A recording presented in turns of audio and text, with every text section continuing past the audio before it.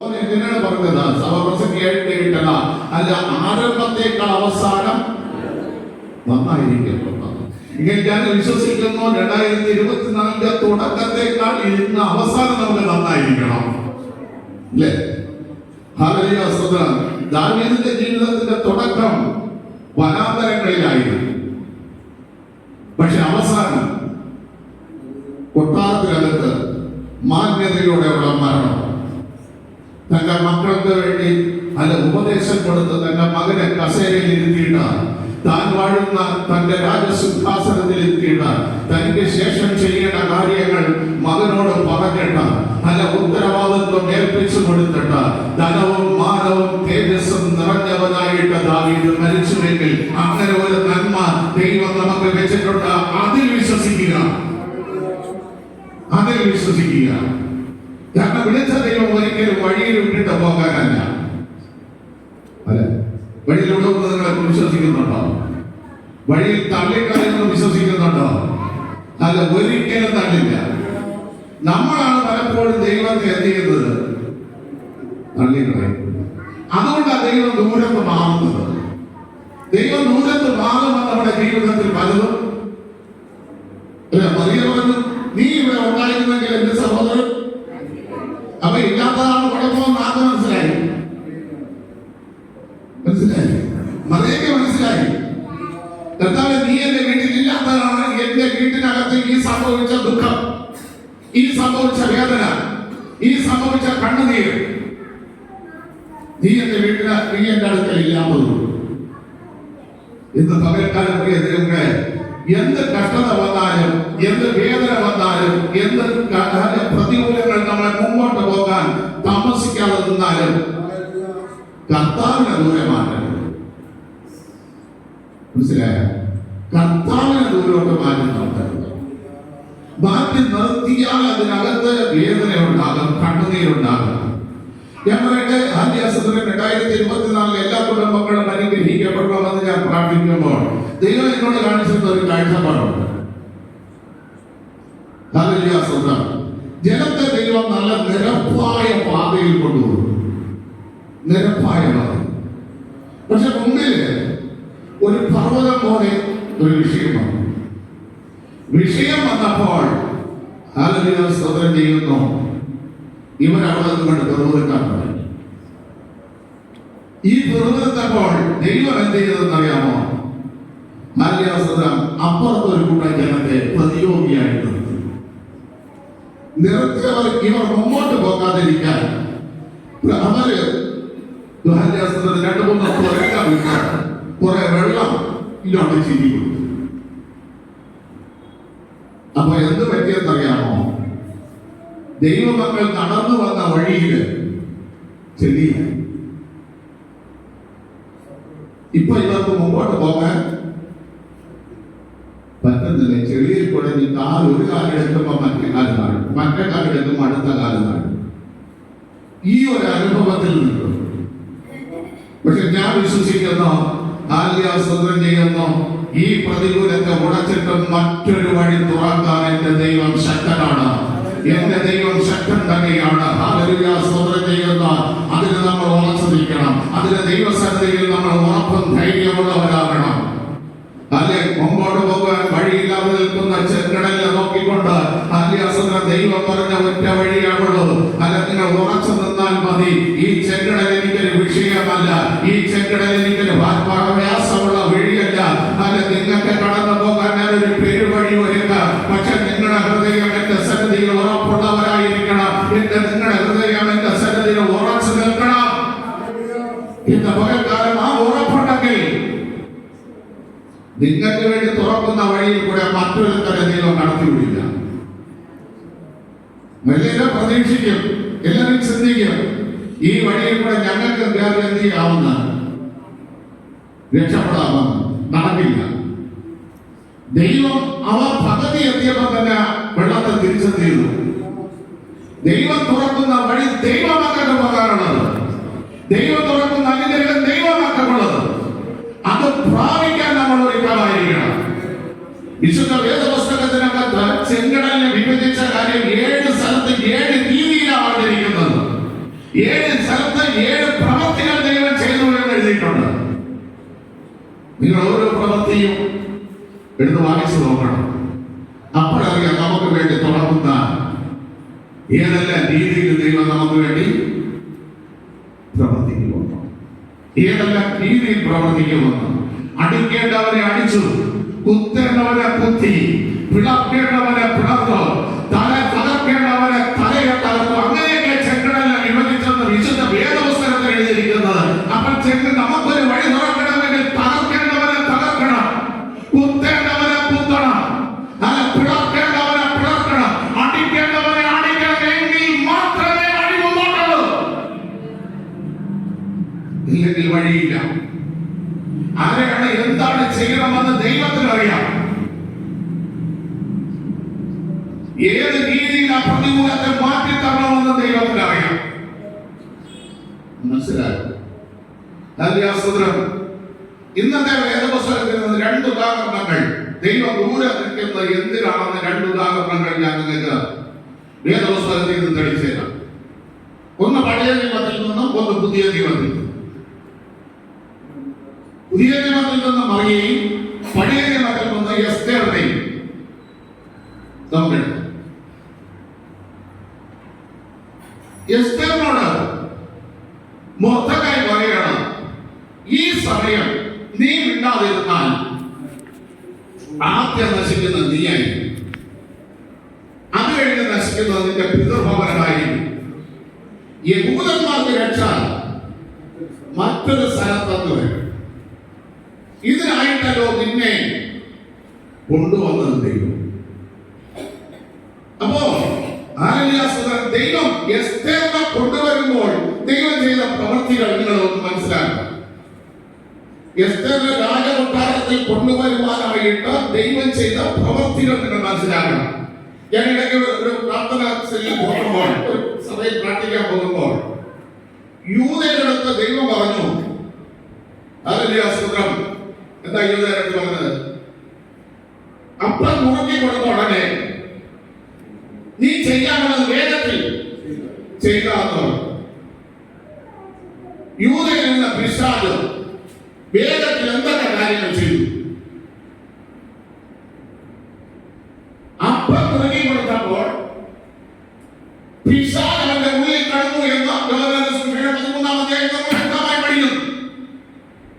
ആ വ്യക്തത കയറിയപ്പോൾ ദൈവം പറഞ്ഞു, അനുമതാമനായ കർത്താവ് പറഞ്ഞു, ഇനി നിനക്ക് എന്റെ ഇഷ്ടം ചെയ്യാൻ പറ്റില്ല, നിന്നിൽ കയറിയിരിക്കുന്ന ഇഷ്ടം നിനക്ക് ചെയ്യാൻ പറ്റും. അത് വേഗത്തിൽ മനസ്സിലായ അവനിൽ ഒരാൾ കയറി, അവന്റെ ഇഷ്ടമേ നിനക്ക് ചെയ്യാൻ, അത് വേഗത്തിൽ ചെയ്യുക. അത് വേഗത്തിൽ എന്തൊക്കെ ചെയ്തു?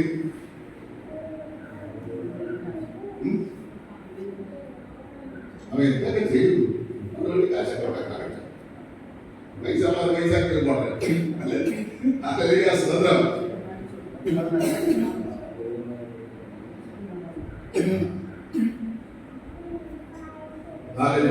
അതായത് സുവിശേഷം 26-ാം അധ്യായം 39-ാം വാക്യം കേട്ടാൽ, ലൂക്കോസിന്റെ സുവിശേഷം 22-ാം അധ്യായം 41-ാം വാക്യം കേട്ടാൽ, ആദ്യവാസത്തിലും താഴോട്ട് വേണ്ടിയിട്ടുള്ള എത്ര പേരുണ്ട്?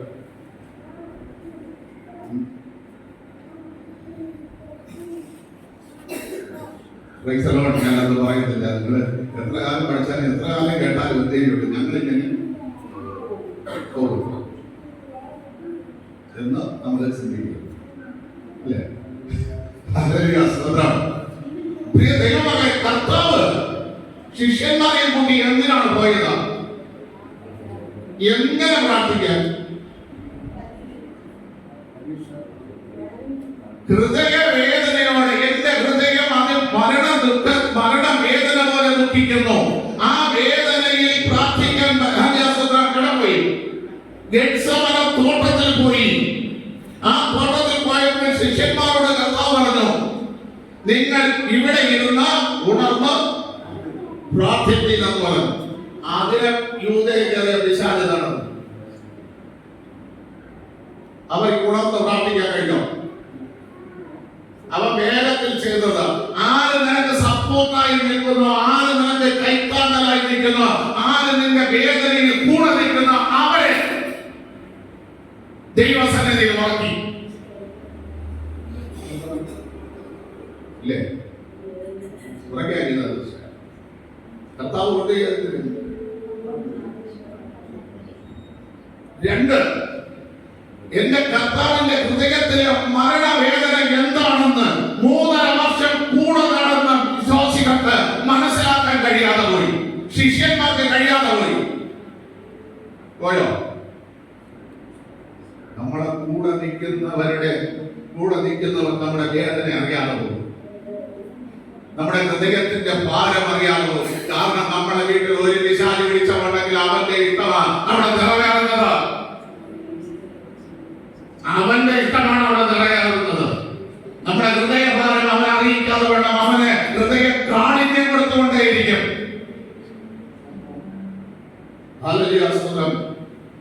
നിങ്ങൾ ഇതൊക്കെ ഇങ്ങനെ വിശദീകരിച്ചൊന്ന് പഠിക്കാം.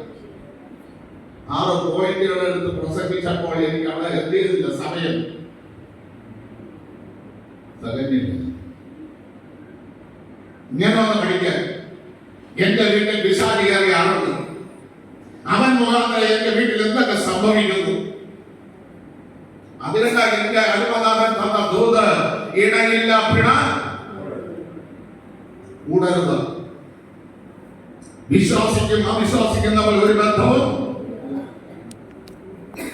വിലയാമന് പണത്തെ മോഹിച്ച് നടക്കുന്നവൻ പരമസമ്പന്നനായിരുന്ന ദാരിദ്ര്യത്തിലേക്ക് വന്ന വിലയാമനും തമ്മിൽ ഒരു ബന്ധവുമില്ല. ഉണ്ടോ?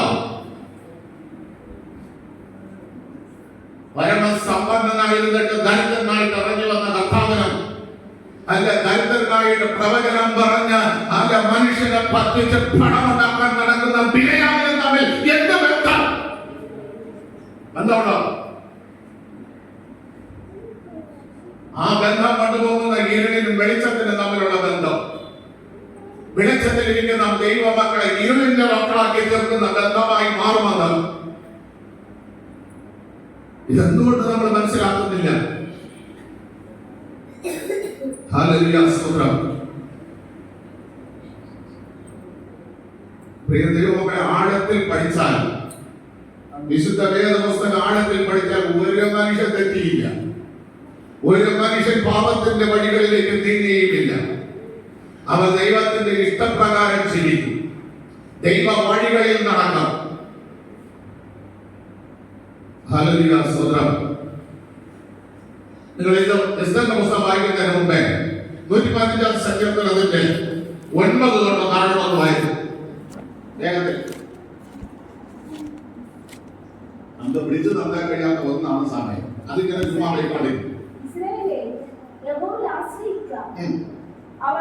അവരുടെ സഹായം പരിചയമാകുന്നു. അപ്പൊ ദൈവത്തിൽ ഇസ്രായേലേ, നീ ദൈവത്തെ ആശ്രയിക്കണം. ദൈവം നിന്റെ സഹായവും പരിചയമാകുന്നു. ആരൊക്കെ ആശ്രയിക്കണം?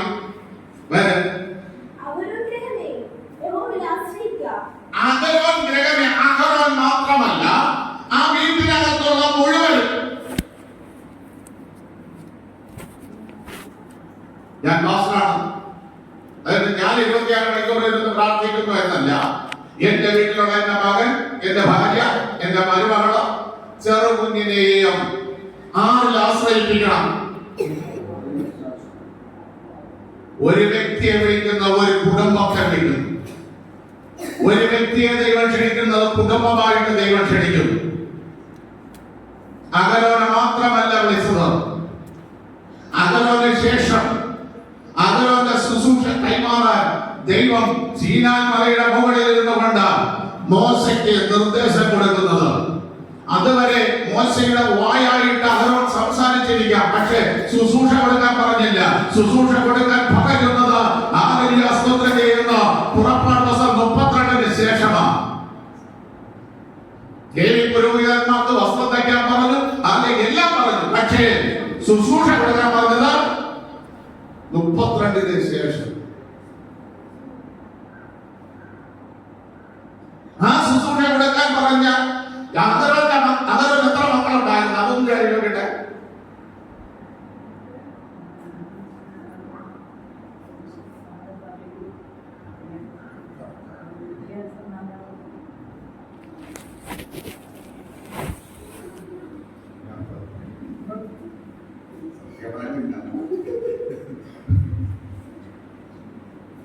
പിന്നെ മരുവോളം തിരിക്കാൻ പറഞ്ഞതുപോലെ അപ്പൊ ഞാൻ ആലോചിച്ച് പോവുക, നിങ്ങൾ എന്നെ നമുക്ക് വീട്ടിനെ ആയിട്ടാക്കിയ അതേപോലെ ഞാൻ നമിക്കുന്നു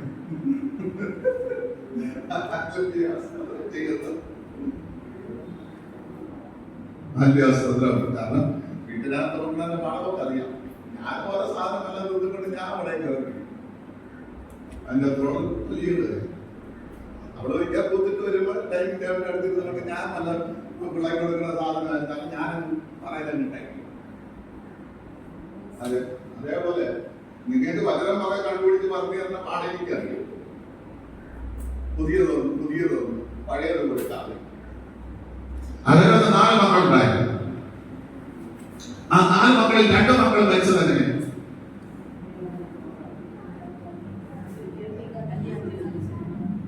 ആരാധന സ്ഥലത്ത് ദൈവിക ആരാധനയല്ലാതെ അന്യാഗ്നി കത്തിച്ചതുകൊണ്ട് 2 മക്കളെ ദൈവസന്നിധിയിൽ വെച്ച് വിശുദ്ധ സ്ഥലത്ത് വെച്ച് അത് ദൈവം അഗ്നി ഇറക്കി ധരിപ്പിച്ചണം. മനസ്സിലായില്ലേ? ലേവ്യ പുസ്തകം 11.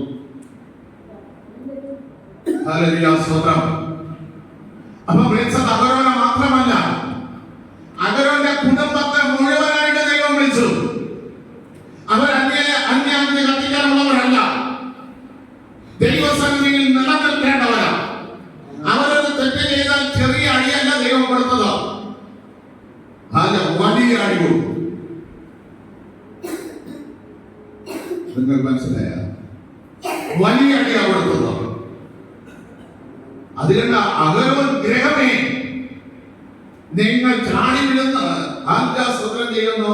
വിശുദ്ധ വേദപുസ്തകം എടുത്ത ആദ്യാസ്വത്രം അസംബ്ലിക്കാരന്റെ വിളിച്ച് പാസ്സാക്കിയപ്പോൾ 2 കൈയും നീട്ടി അതിന്റെ പാസ്സായി ആ പാസ്സുടെ നന്മ, ആ പാസ്സുകൾക്ക് കിട്ടുന്ന നന്മ വാങ്ങിച്ച് മക്കളെ കൊഴിപ്പിക്കുമ്പോൾ മക്കളെ ദൈവവചന പ്രകാരം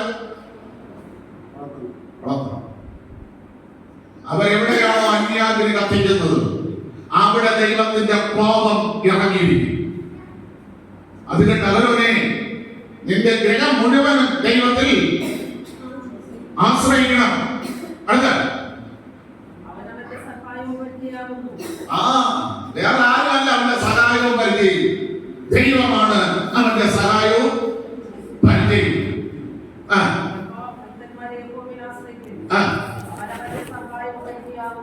നമ്മൾ താഴോട്ട് വായിക്കുമ്പോൾ ചെറിയവരും വലിയവരുമായല്ലോ യഹോവയിൽ ആശ്രയിക്കും. മനസ്സിലായില്ലേ? അഹരോന് കൊടുത്ത നിർദ്ദേശം തന്നെ ഭക്തന്മാർക്ക് കൊടുത്തത്, ആ നിർദ്ദേശം തന്നെ ചെറിയവരായിരിക്കുന്നവർക്കും വലിയവരായിരിക്കുന്നവർക്കും ദൈവം കൊടുത്തത്. അപ്പൊ നമ്മൾ എസ്തേറിലേക്ക് വരാം. എസ്തേറിനെ രാജ്ഞിയാക്കാൻ വേണ്ടി ദൈവം എന്ത് ചെയ്തു?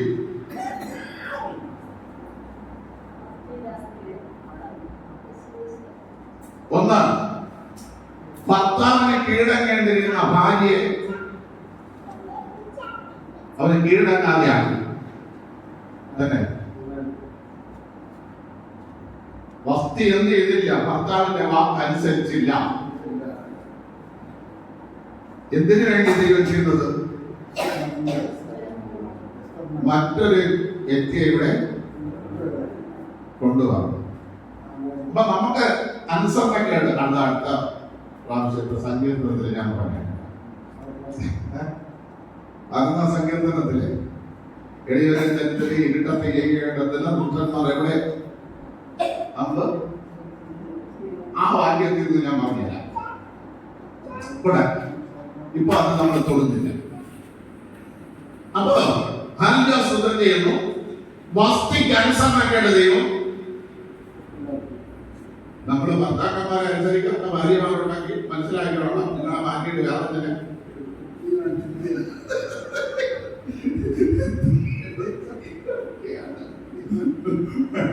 ദൈവത്തെ ഭയപ്പെടുത്ത, ഭർത്താവിനെ ഭയപ്പെടുത്ത ഒരു വ്യക്തിയെ ദൈവം എന്ത് ചെയ്യാൻ പോലെ നിങ്ങളെ ഏഴ് കഴിഞ്ഞു. ഇനിയിപ്പോ നമ്മൾ അതിനെ കുറിച്ച് നിങ്ങൾക്ക് വിശദീകരിക്കാറില്ല. അപ്പൊ അനുസരണക്കേട് കൊടുത്തു. ആ ചെറിയ ഒരു തെറ്റിന് രാജാവിന് എന്ത് ചെയ്തു? രാജാവിന് കോപം കൊടുത്തു ദൈവം. കൊടുത്ത ഭാര്യയെ സ്നേഹിക്കാനുള്ളവൻ അല്ല തന്റെ ഭൃത്യന്മാരുടെ വാക്കിനെ മുന്നിൽ നിർത്തി. ഹല്ലേലൂയ, സ്തോത്രം. ഒരു മറ്റൊരു പ്രവൃത്തി ദൈവം ചെയ്യാൻ പോകുമ്പോൾ നമുക്ക് വരുന്ന മാറ്റങ്ങളെയാണ് നമ്മൾ ഇത് വാക്യത്തിൽ കൂടെ ചിന്തിക്കുന്നത്. നമ്മുടെ ജീവിതത്തിൽ, നമ്മുടെ കുടുംബത്തിനകത്ത് ദൈവം മറ്റൊരു പ്രവൃത്തി ചെയ്യാൻ പോകുമ്പോൾ ഒരു അനുസരണക്കേട് വരുത്തുന്നു, ഒരു കോപം വരുത്തുന്നു, മറ്റുള്ളവരുടെ വാക്കുകൾക്ക് മുൻതൂക്കം. നമ്മുടെ വീട്ടിൽ ഒരു പ്രതികൂലം കൊണ്ടുവരാൻ പോവുകയാണ്. ആ പ്രതികൂലം കൊണ്ടുവന്നപ്പോൾ സിംഹാസനത്തിൽ ഇരിക്കേണ്ടവൾ പുറത്തുപോയി. അല്ലേ? സിംഹാസനത്തിൽ ഇരിക്കേണ്ടവൾ പുറത്തുപോയപ്പോൾ നാളെ മുഴുവൻ പെണ്ണുങ്ങളെ സെലക്ട് ചെയ്യാനായിട്ട് വിട്ടു. ഇതിൽ നല്ല ഷണ്ണൻ നല്ല ചെന്നെത്തിയത് എസ്തേറിന്റെ അടുത്തായിരുന്നു. രാജാവ് ഏത് വാക്കും കേൾക്കുന്നത് ആരുടെ വാക്കാണ്? ഈ വ്യക്തിയുടെ വാക്കാണ്. അവൻ നേരെ ചെന്നെത്തിയത് എസ്തേറിന്റെ അടുത്ത്. നിങ്ങൾ വായിച്ച 2-ാം അധ്യായം 9-ാം വാക്യം.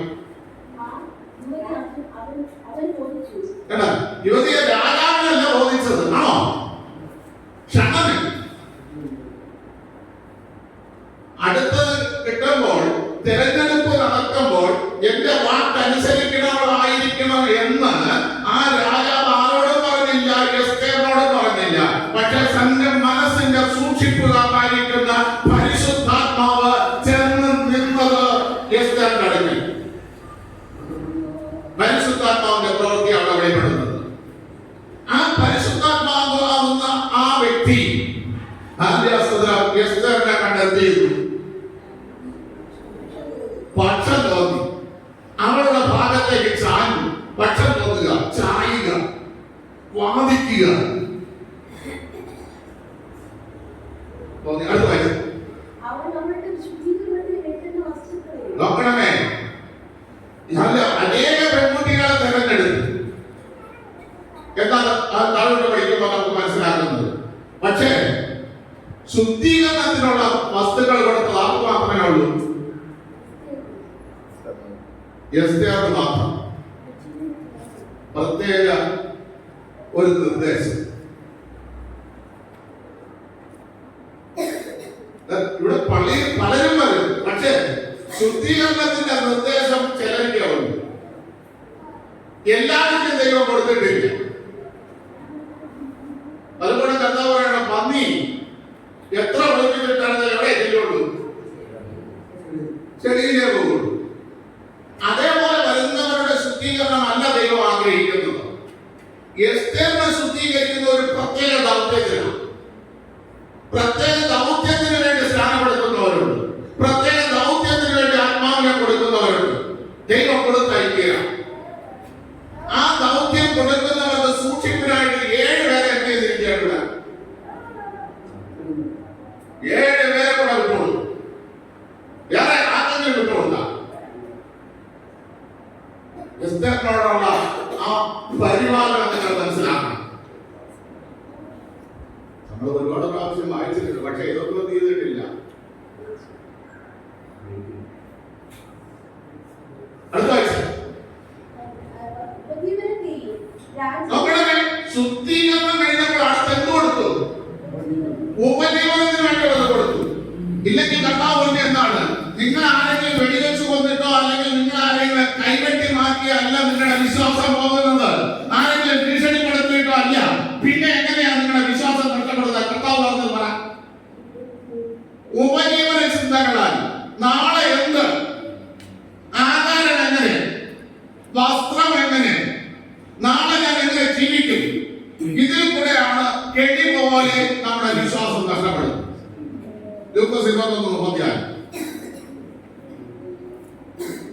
അപ്പൊ ശുദ്ധീകരണം പ്രാപിച്ച എസ്തേറിന് അടുത്ത ദൈവം കൊടുത്തത് ഉപജീവനത്തിനുള്ളത്. അടുത്ത വായിച്ച രാജസന്നിധിയിൽ നിന്ന് കൊടുക്കേണ്ടുന്ന 7 ബാല്യക്കാര്യങ്ങൾ അവൻ വേഗത്തിൽ കൊടുത്തു. കേട്ടോ, വേഗത്തിൽ ഇത്രയും ചെയ്തു. അടുത്തതിന്റെ 15 തൊട്ട് വായിച്ച എന്നാൽ മൊർദെഖായി തനിക്ക് മകളായിട്ട് എടുത്ത അവന്റെ ചിറ്റപ്പൻ അബീഹയീലിന്റെ മകളായ എസ്ഥേറിന് രാജസന്നിധിയിൽ ചെല്ലുവാൻ വന്നപ്പോൾ അവൻ രാജസന്നിധിയിൽ ഒരുപാട് പെൺകുട്ടികളെ സ്വീകരിച്ചു. രാജാവ് ആദ്യാസനം ചെയ്യാനുള്ള അനുമതി കിട്ടി. പക്ഷേ എസ്തേർ ചെന്നപ്പോൾ അവിടെ ഉണ്ടായിരുന്ന അനുഭവം അടുത്ത വായിച്ചത് കണ്ട. എസ്തേറിനെ കണ്ടവർക്ക് എല്ലാവർക്കും അവളോട് എന്ത് തോന്നി? സ്നേഹമുണ്ടായി, വാത്സല്യമുണ്ടായി. നമ്മളെ ചിന്തിക്കണം, ഞാൻ വീട്ടിൽ ചെന്ന് കയറിയപ്പോ അമ്മാവനും അമ്മാവിക്കും എന്റെ ഭർത്താവിന്റെ സഹോദരങ്ങൾക്ക് എന്നോട് പ്രീതി ഉണ്ടായോ എന്ന്, സ്നേഹം ഉണ്ടായോ എന്നാണ് ഞാൻ പറയാൻ പ്രീതികളെ. ഇതിനകത്തെല്ലാം ഭയങ്കര മർമ്മങ്ങളും കൽപ്പന കിടപ്പുണ്ട്. ഇതൊന്നും ആദ്യാസനം എന്നുള്ള സമയമില്ല. അല്ലെ എഫേസ്യർക്കെതിരെ ലേഖനം 3 കൂടെ നിങ്ങൾ കണക്ട് ചെയ്ത് പഠിക്കണം.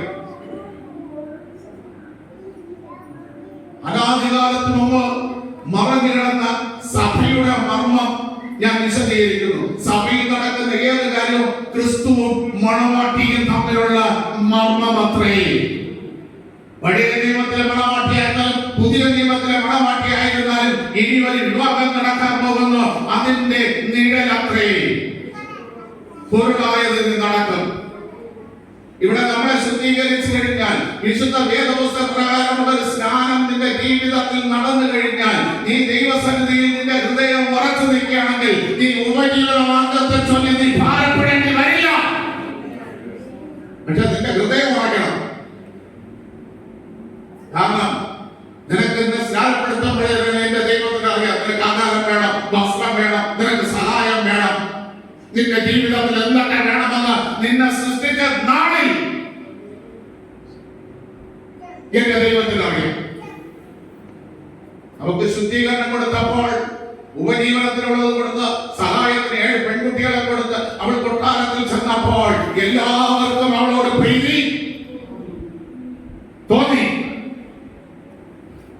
അടുത്ത രാജാവിന്റെ വാഴ്ചയുടെ 7-ാം ആണ്ട്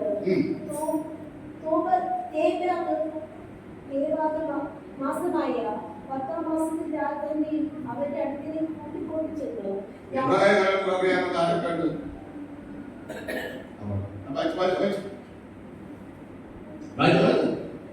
രാജാവ് എസ്തേറിനെ സകല സ്ത്രീകളെക്കാൾ അധികം സ്നേഹിച്ചു. അതുവരെ ഉണ്ടായിരുന്ന സകല സ്ത്രീകളെക്കാൾ അധികം ആരെ സ്നേഹിച്ചു? ഇത്രയും വന്നാല് പെൺകുട്ടിയുടെ ഭർത്താവ് കൂടുതലായിട്ട് അമ്മയേക്കാൾ, അപ്പനേക്കാൾ, സഹോദരിയേക്കാൾ, സഹോദരങ്ങളെക്കാൾ അധികമായിട്ട് ആ പെൺകുട്ടിയെ ഭർത്താവ് സ്നേഹിക്കണമെങ്കിൽ ഇത്രയും വേണം. ഇല്ലാത്തതിനെ വീടിനകത്ത് എന്തല്ല, അവർക്ക് സ്വസ്ഥതയില്ല. അതാണ് രൂത്തിന്റെ പുസ്തകത്തെ പറഞ്ഞത്, നിനക്ക് സ്വസ്ഥമായിരിക്കാൻ ഞാൻ ഒരു ഭവനം നോക്കണം.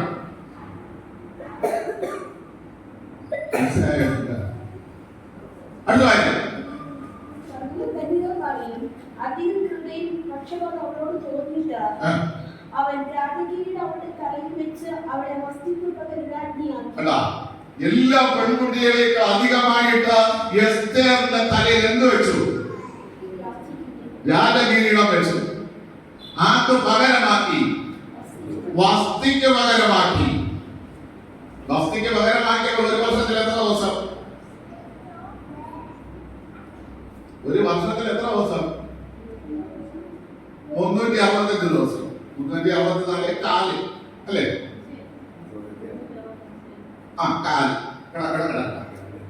അല്ലെ? വസ്തിക്ക് വേണ്ടി എത്ര ദിവസത്തെ ബിരുദം നടത്തി? ആദ്യം 150 ദിവസം നടത്തി. പിന്നെ വീണ്ടും 7 ദിവസം ഇവിടെ നടത്താൻ പറ്റും. അപ്പൊ ഇവിടെ ഒരു വകയില്ലാതെ കിടന്ന, തന്റെ അനാഥയായിട്ട് വളർന്ന, ഒരു രൂപ സ്ത്രീധനം കൊടുക്കാതെ ചെന്ന് കയറിയ, അല്ലെ അവർക്ക് വേണ്ടി എന്ത് ചെയ്യുന്നത്? കുടുംബത്തിനകത്തെ നീ 1 രൂപ സ്ത്രീധനം കൊണ്ടല്ല കയറുന്നത്. എസ്തർ എന്തെങ്കിലും കൊണ്ടാണോ ആ വീട്ടിൽ പെയ്യുന്നത്? എന്തെങ്കിലും സ്ത്രീധനം കൊടുത്തോ? പക്ഷെ അവർക്ക് കിട്ടിയ വിശദീകരണം, അവർക്ക് കിട്ടിയ ഉപജീവനം, അവർക്ക് കിട്ടിയ പരിപാലനം, അവളോട് തോന്നിയ പ്രീതി കൊട്ടാരത്തിൽ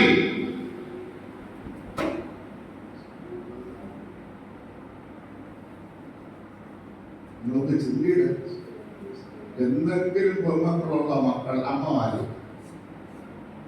ഇങ്ങനെയൊക്കെ പ്രാർത്ഥിച്ചിട്ടുണ്ടോ? എന്നെങ്കിലും എന്തിനാ ഇതായിട്ട് എഴുതി വെച്ചത്? അതിരിക്കുന്നത് കണ്ടിരിക്കാൻ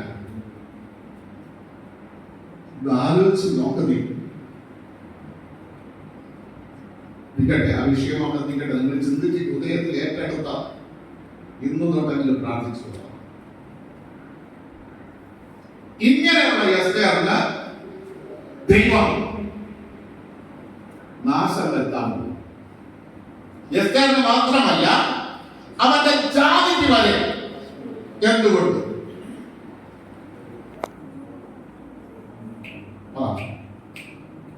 എന്തുകൊണ്ട് എസ്തേറിന് പ്രതികൂലം വന്നു?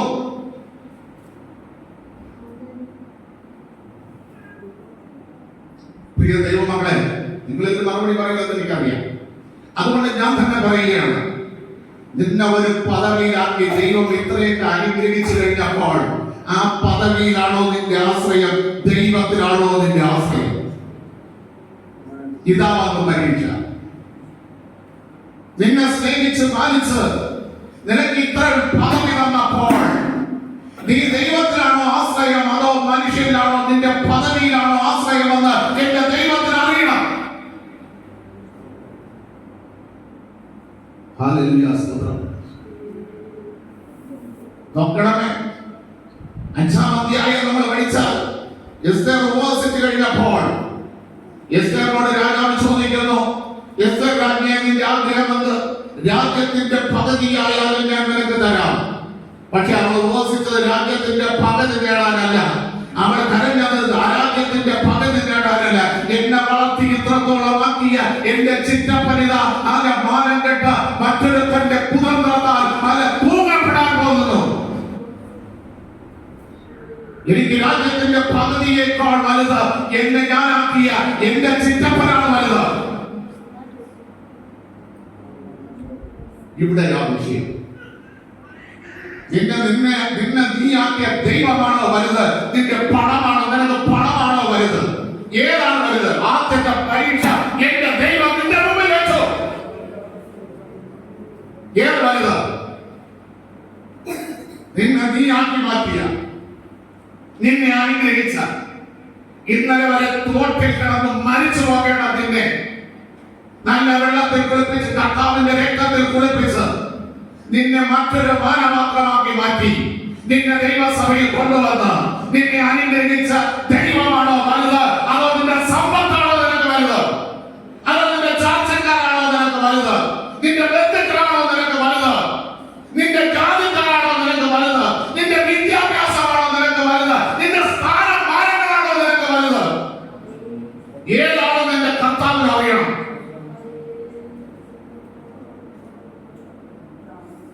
ആദ്യത്തെ പരീക്ഷ എസ്തേറിന്റെ മുമ്പിൽ വെച്ചു.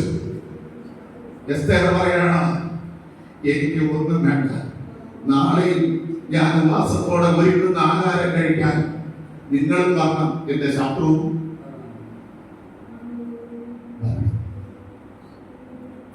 ശത്രുവാണെന്ന് അവൾ പറഞ്ഞു. സ്നേഹത്തോടെ വിളിച്ചു. ഇത് കണ്ടാ പൗലോസ് എഴുതി വെച്ചത്, നിന്റെ ശത്രുവിന് വിശക്കുന്നെങ്കിൽ നീ ആഹാരം ചുമ്മാ കൊടുക്കും. നീ അവനെ ആ മറുപടി ചോളവൻ കാലം തിന്നുമ്പോൾ ഒരു വലിയ കനലെടുത്ത് അവന്റെ തലയിൽ വെച്ചു. അതിന് തുല്യമാണ്. നിന്റെ ശത്രുവിന് നീ കൊടുക്കണം. പിന്നെ ഞാനത് തയ്യാറല്ലേ ശത്രുവിന്. മനസ്സിലായില്ലേ? നമ്മളെന്തിനാണ് തീയിട്ട് കൊല്ലണം? മറ്റൊരാൾ വെറുതെ വിട്ടാ പോലെ.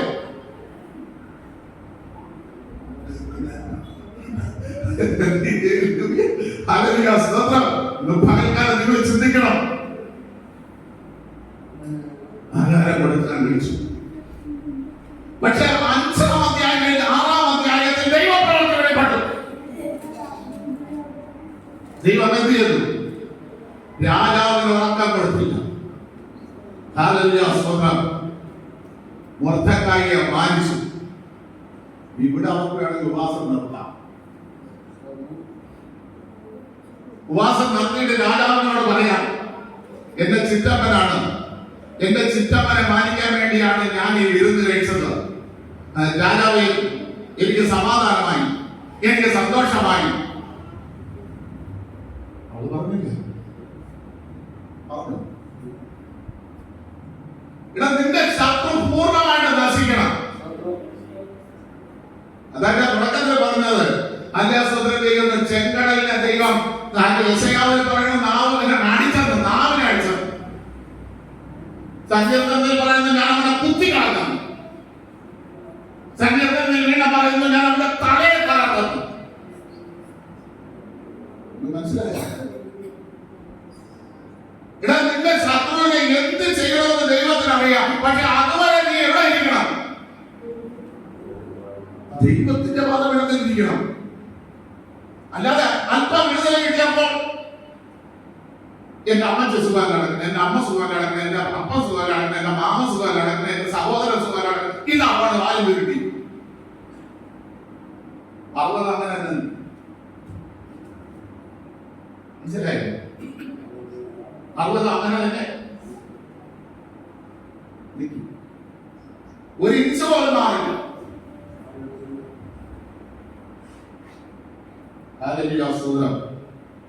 ഞാൻ അങ്ങനെയുള്ള വ്യക്തികളോട് കഠിനമായിട്ട് ദൂത് പറയുമായിരുന്നു, കഠിനമായിട്ട്.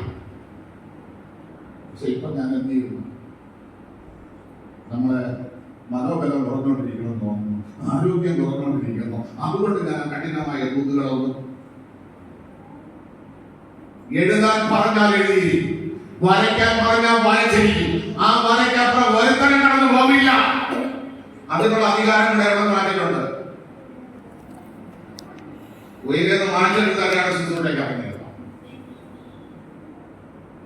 അതിന് ഉപവാസ പ്രാർത്ഥനയിൽ ഉപവസിക്കണം. ഞങ്ങൾ ഉപവസിക്കാതിരിക്കുകയാണെന്ന് പറഞ്ഞ ഒരു കുടുംബം ഉപവാസത്തിന് ഇരുന്നു. എനിക്ക് അപ്പോഴും ഷുഗറിന്റെ കംപ്ലൈന്റ് ഉണ്ടോ, ഹാർട്ടിന്റെ കംപ്ലൈന്റ് ഉണ്ടോ?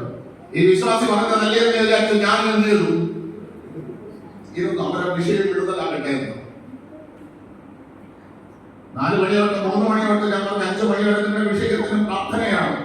നിങ്ങളുടെ സഭയിൽ വന്ന നിങ്ങളൊരു കുടുംബം വന്നാൽ നിങ്ങളുടെ വിഷയത്തിന് വേണ്ടി ആ കുടുംബം 6 മണിക്ക് വന്നു. ഞാൻ ചോദിച്ചു, സിസ്റ്റർ എവിടെ പോയി നിന്നു? നിങ്ങൾ വരാതെ. ഭർത്താവ് ഭയങ്കര മദ്യപാനി, മകൻ ഒരു വീട്ടിൽ പിടിച്ചു കെട്ടി വെച്ചു, മകൾ 2 പ്രേമം നടത്തിയിട്ടിരിക്കുന്നു. വിഷയത്തിന്റെ നടുവിൽ ആ സ്ത്രീ നീക്കുകയാണ്, പട്ടികപ്പെട്ട നിൽക്കുകയാണ്. അപ്പൊ ആ സഹോദരി പറയുകയാണ്, എന്റെ സഹോദരന്റെ മോളെ കല്യാണമാണ്, അതിന്റെ തീപാർട്ടിക്ക് ഞാൻ പോയിട്ട് വേഗത്തിൽ 6 മണിക്ക് വന്നു. ആ കുടുംബം ഭൂമിയിലില്ല. ഞാൻ അവരോട് എനിക്ക് കഠിനമായിട്ടൊരു ദൂത് പറയേണ്ടി വന്നു. അവിടത്തെ ഇലയെടുത്തെറിഞ്ഞത് പോലെ ദൈവം നിങ്ങളെ എടുത്ത് എറിഞ്ഞിരിക്കും. ഇന്ന് ആ കുടുംബത്തിലെ അപ്പനില്ല, അമ്മയില്ല, മകളില്ല, മകനില്ല, ഒരു വ്യക്തിയും ഭൂമിയിലില്ല.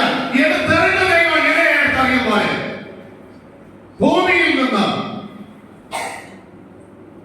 വാസപ്രാർത്ഥന വെച്ചിട്ട് കടമി ചുറ്റി നടക്കുന്ന ജനത്തോട് ഇത്രയും കഠിനമായിട്ട് പറയാൻ അറിയാത്തതുകൊണ്ടല്ല,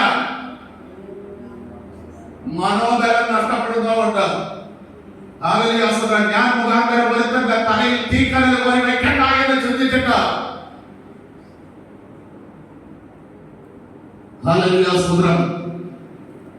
ദൈവം അധികാരം തന്നു തന്നെയാണ് ശുശ്രൂഷക്കാരാക്കുന്നത്. പോട്ടെ, ഉപവാസം നിർത്തിയില്ല. അവർക്ക് കണക്ക് ഇപ്പം നിർത്താം. 7-ാം അധ്യായത്തിൽ അവളോട് വീണ്ടും രാജാവ് ചോദിക്കുന്നു, അല്ല എസ്തേറിന്റെ ആഗ്രഹം എന്ത്? രാജ്യത്തിന്റെ പകുതിയായിരുന്നാലും ഞാൻ തരാം. അവൾ പറഞ്ഞു, രാജ്യത്തിന്റെ പകുതിയൊന്നും വേണ്ട, 10,000 വെള്ളി താലന്തം വാങ്ങിക്കൊണ്ട് അങ്ങും ഈ ദുഷ്ടനായ ഹാമാനും കൂടെ കുടിക്കാതിരുന്നപ്പോൾ അങ്ങൊരു തീർപ്പെഴുതി വെച്ചു. ആ തീർപ്പിൽ ഞങ്ങളുടെ ഹൃദയം കലങ്ങിപ്പോയി. എന്റെ ഹൃദയം കലങ്ങിപ്പോയി. എന്റെ കൊച്ചപ്പന്റെ ഹൃദയം കലങ്ങിപ്പോയി. എന്റെ ചാർച്ചക്കാരുടെ ഹൃദയം കലങ്ങിപ്പോയി. എന്റെ ജാതിക്കാരുടെ ഹൃദയം കലങ്ങിപ്പോയി. ആ കലങ്ങിയ ഹൃദയം സന്തോഷിക്കണം. വായിച്ചിട്ടുണ്ടോ ആ വാക്ക്? എസ്തേറിന്റെ പുസ്തകത്തിൽ ഹൃദയം കലങ്ങിപ്പോയത് വായിച്ചിട്ടുണ്ടോ?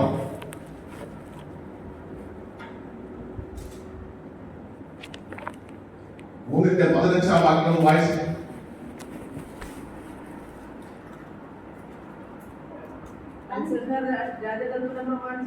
പുറപ്പെട്ടുപോയി ശൂശധാനിയിലും ആ തീർപ്പ് പരസ്യം ചെയ്തു.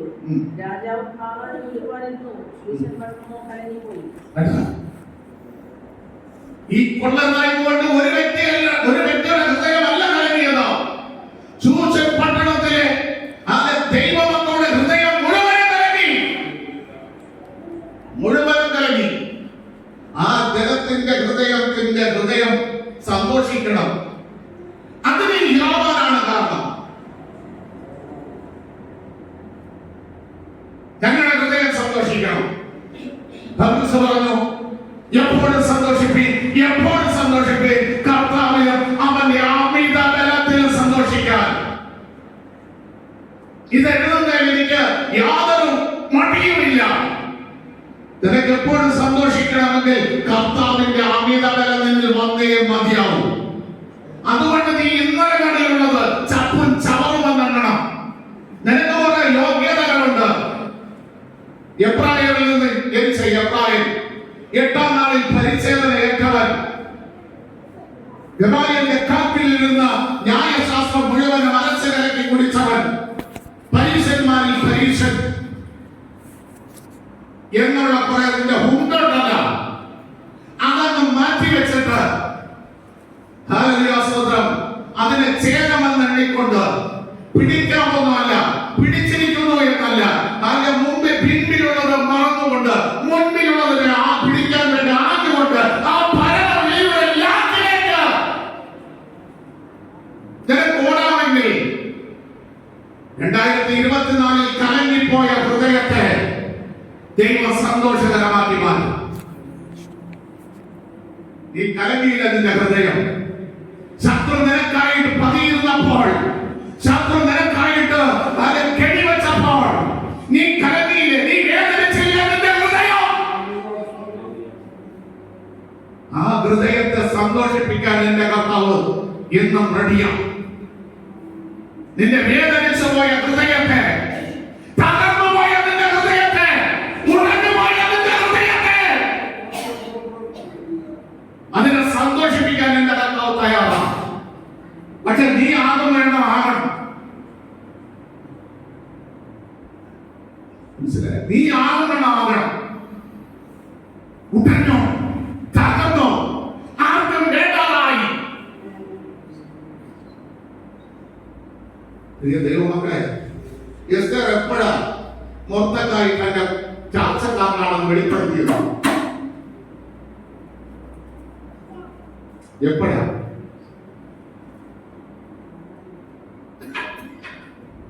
മൊർദെഖായിക്ക് വേണ്ടി ഒരുക്കിയ കഴുകുമരത്തിൽ ഹാമാനെ തൂക്കി കഴിഞ്ഞതിന് ശേഷം. ശത്രുവിനെ ജയിക്കുന്നത് വരെ ചിലർ പറയാറുണ്ട്, കമ്മൽമാലയൊക്കെ വാങ്ങിക്കാനുണ്ട്, വെള്ള സാരി എടുത്തിട്ട് വൈകിട്ട് ഞാൻ ബന്ധക്കോസിൽ അറിയാണ്. അല്ല, ചിലർ വെള്ളയൊക്കെ ഇട്ട് മീൻസിൽ കഴിച്ചിട്ട് മക്കളെ കാണിക്കുന്ന ബന്ധക്കോസിലെ ആകരുത്.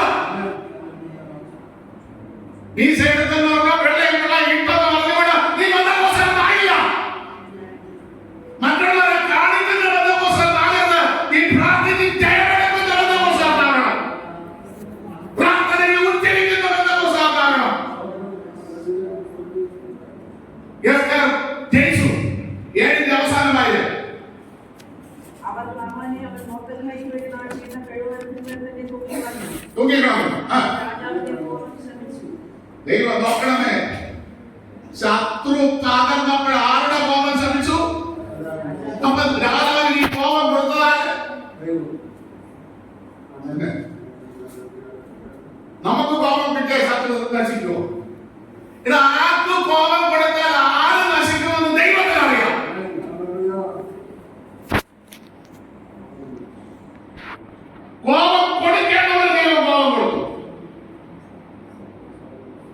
നിങ്ങൾക്ക് മനസ്സിലായ?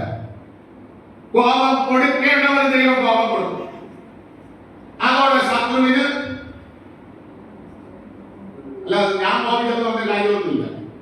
ഞാനിപ്പോ രാജോടൊക്കെ നിനക്ക് തരും നിന്റെ മുമ്പിൽ നിന്ന് രോഗം തന്നെ ഞാൻ വിളിക്കുന്നത് ഇല്ലേ? അല്ലേ? പക്ഷേ ഈ മൂക്കിൽ ശ്വാസം തന്നവൻ കോപിക്കണം. എനിക്കും നിങ്ങൾക്കും മൺകൂടാരത്തിൽ അല്ലെ ജീവനെ തന്ന് എഴുപ്പിച്ച് നിർത്തിയ ഒരുവനുണ്ട്. 6 ദിവസം അല്ല മണ്ണ് കൊണ്ട് മനുഷ്യനെ ഉണ്ടാക്കി അല്ല അതാമിനെ കിടത്തുമ്പോൾ എണീറ്റ് നടയണമെന്ന് പറഞ്ഞപ്പോൾ നടന്നില്ല. എണീറ്റ് നിന്റെ പ്രവർത്തികൾ ചെയ്യണമെന്ന് പറഞ്ഞപ്പോൾ ചെയ്തില്ല. അവന്റെ മേൽ ദൈവം തന്റെ പ്രാണനെ ഊതിക്കൊടുത്തപ്പോൾ അവൻ എണീറ്റു. അങ്ങനെയാണെങ്കിൽ ആ പ്രാണൻ നമുക്ക് തന്ന ഒരുവനുണ്ട്. അവൻ കോപിക്കണം.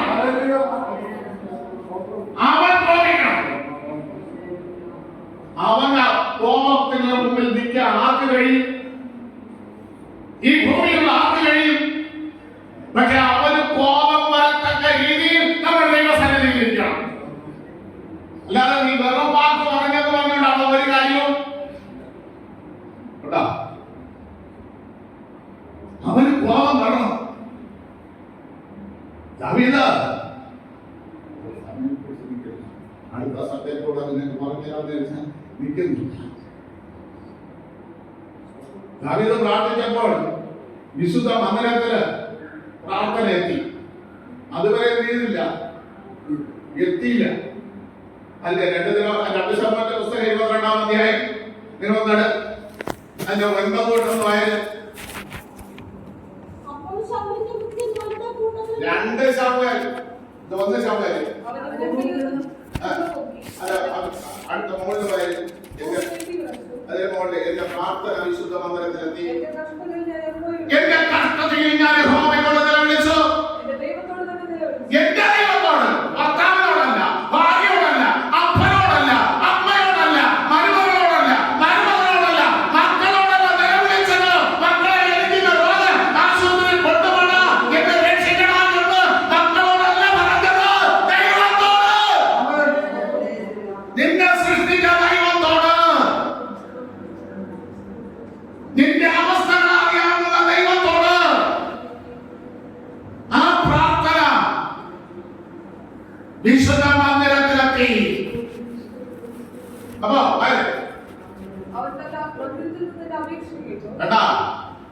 കേട്ടപ്പം അപേക്ഷ കേട്ടോളാം. എന്റെ നിലവിളി അവന്റെ ചെവിയിലെത്തി. ഭൂമി അല്ല, ഭൂമിയെ കുറിച്ച് നിങ്ങൾ പഠിച്ചിട്ടുണ്ടോ? അത് ഹോശയ പഠിക്കണം. ഭൂമി ഞെട്ടി വളർച്ച എന്ത് ചെയ്യുമെന്ന് അറിയാൻ ഹോശയ പ്രവാചകന്റെ പുസ്തകം 2-ാം അധ്യായം പഠിക്കണം. ദൈവം കൊടുത്ത ഉത്തരങ്ങളെല്ലാം സ്റ്റോപ്പ് ചെയ്യും. ശത്രുവിന് കൊടുത്തില്ലേ ഉത്തരങ്ങൾ? ശത്രുവിന് കൊടുത്തില്ലേ നന്മകൾ? ശത്രുവിന് കൊടുത്തില്ലേ അനുഗ്രഹങ്ങൾ? ശത്രുവിന് കൊടുത്തില്ലേ ബലം? എല്ലാം സ്റ്റോപ്പ് ചെയ്തു. ദാവീദിന്റെ പ്രാർത്ഥന സ്വർഗത്തിലെത്തിയപ്പോൾ നിങ്ങൾ ഇവിടെ വായിക്കണം. ഞാൻ നിർത്തുന്നു. 41-ാം വാക്യം വരെ വായിക്കണം. 2 ശതമാനത്തെ പുസ്തകം 22-ന്റെ 41-ാം വാക്യം വരെ വായിച്ചിട്ട് ഒരു ദിവസം ഫുള്ളായിട്ടിരുന്ന് രാവിലെ 10 മണിക്ക് കയറിയിരുന്നുകൊണ്ട് വൈകുന്നേരം 6 മണി വരെ ആദ്യാസ്വദനം ചെയ്യുന്നു. എത്ര വാക്യം? 32 വാക്യം വായിച്ച് പ്രാർത്ഥിക്കും. എന്നെ വിശാലതയിൽ കൊണ്ടുവരാൻ അവന് മനസ്സ് തോന്നിയെന്ന്.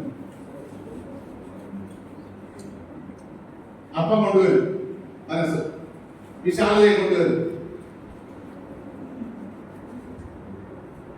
ഹാമാനെ തൂക്കി. 8-ന്റെ 1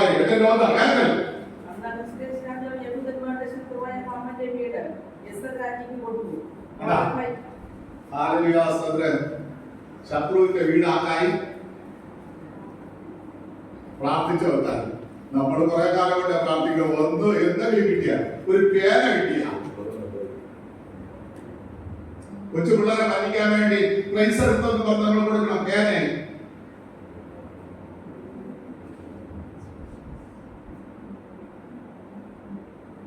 ശത്രുവിന്റെ വീട് പ്രാർത്ഥിച്ചവർക്ക് കിട്ടി.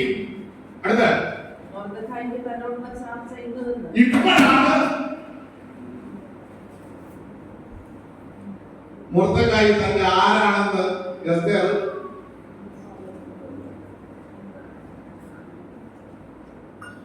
അല്ലാതെ നീ 3 ദിവസം പള്ളിയിൽ 3 ദിവസത്തെ ഉപവാസം ഞാനും പോടടേ വെളിപ്പെടുത്താനുള്ളതല്ല. നിന്റെ വിജയം കണ്ട് വെളിപ്പെടുത്താം. ശത്രുവിന്റെ വീട് നിന്റെ കയ്യിൽ ആക്കിയിട്ട് വെളിപ്പെടുത്താം.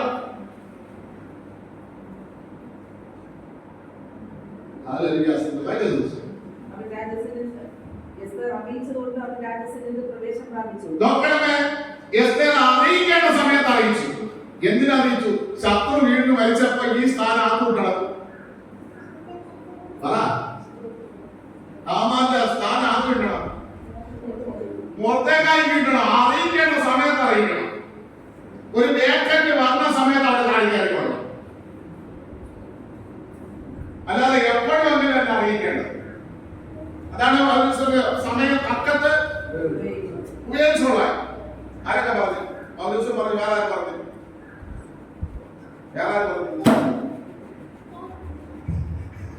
ആമോസിന്റെ ലേഖനം 3 പഠിക്കണം. അവിടെ 3-ാം വാക്യം. ഹല്ലേലൂയ സ്തോത്രം. സമയുടെ തക്കത്ത് ഉപയോഗിക്കണം. തക്കത്ത്. അത് വേസ്റ്റാക്കി കളയാനുള്ളതല്ല. 3 ദിവസത്തെ പ്രാർത്ഥന ചുമ്മാമത്തവിടെ തീരിക്കാനുള്ളതല്ല. അത് ഉപയോഗിക്കേണ്ട രീതിയിൽ ഉപയോഗിച്ചോളണം. ഉപയോഗിക്കേണ്ട രീതിയിൽ ഉപയോഗിച്ചാണ്. കർത്താവ് ഒരു ഉപമ പറഞ്ഞു. അല്ല, സൂചിക്കുഴലിൽ കൂടെ അപ്പൊ ഞാൻ ചോദിക്കട്ടെ, നമ്മൾ നരവാരി പൊട്ടണം. നമ്മളാരും നമ്മൾ പ്രാർത്ഥിക്കുന്ന ഒരു പ്രാർത്ഥനയുണ്ട്, പുഴു കൃമി, അത് കയറുമോ സൂചിക്കുഴലിൽ കൂടെ? അപ്പൊ നമ്മളെ കയറില്ല. ഇല്ല, കയറോടെ നീ തക്കണം സൂചിയിൽ ഒരു പുഴു. അപ്പൊ നമ്മള്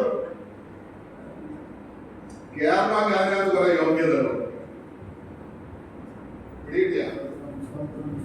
അവിടെ ധനവാൻ ഒട്ടകമാണെങ്കിൽ നമ്മൾ പൊഴും, അതും കയറില്ല.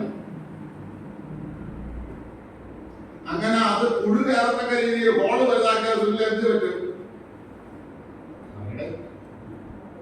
സൂര്യയുടെ ഹോള് വലുതാക്കിയ എന്ത് പറ്റും? തുണി പിഞ്ചു വിട്ടു പോകും. കാര്യം അടുത്തടുത്ത് തകയിൽ വിടില്ല. മനസ്സിലായില്ലേ? അങ്ങയുടെ ഹോള് വലുതാക്കാൻ പറ്റില്ല. സ്വർഗരാജ്യം ഇല്ലാതായിരുന്നു. എല്ലാം അറിയാം. സ്വർഗരാജ്യത്തിൽ കേരളത്തിന്റെ രീതിയിൽ നമ്മളാകണം. പിടികിട്ടിയ സ്വർഗരാജ്യത്തിൽ പ്രവേശിക്കുന്നവരാണെങ്കിൽ നമ്മളാകണം. അല്ലാതെ കർത്താവേ ഞാനൊരു പുഴുവാണ്, ഞാനൊരു കൃമിയാണ്, ഞാൻ ആർക്കും വേണ്ടാത്തവളാണ്, ഞാൻ ആർക്കും വേണ്ടാത്തവനാണ്, അതുകൊണ്ട് കർത്താവേ നീ എന്നോട് കരുണമെന്ന് പ്രാർത്ഥിക്കുന്നതുകൊണ്ട് ഒരു ഫലവുമില്ല. നീ ആയിട്ട് പ്രാർത്ഥിക്കുക. നീ ആയിട്ട് പ്രാർത്ഥിക്കുക.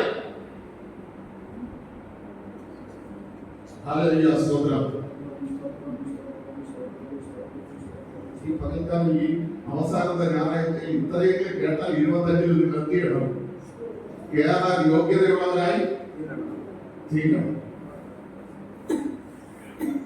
ഹല്ലേലൂയ സ്തോത്രം. 8-ന്റെ 15 എന്നാൽ മൊർദെഖായിയും ശുദ്ധവുമായ രാജവസ്ത്രവും വലിയ ഉപസ്ഥിതിയും ശവങ്ങളോട് തന്നെ രക്താംബരവും ധരിച്ച് രാജസന്നിധിയിൽ നിന്ന് പുറപ്പെട്ടു. ശൂശൻ പട്ടണം ആർത്ത് സന്തോഷിച്ചു. നൽകിയ പട്ടണം ആർത്ത് സന്തോഷിച്ചു. തന്നെ എപ്പോഴും സന്തോഷിച്ചു.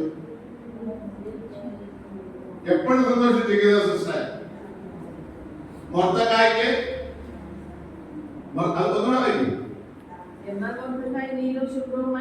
നീലവസ്ത്രം, ശുഭ്രവസ്ത്രം അവൻ ധരിച്ചു.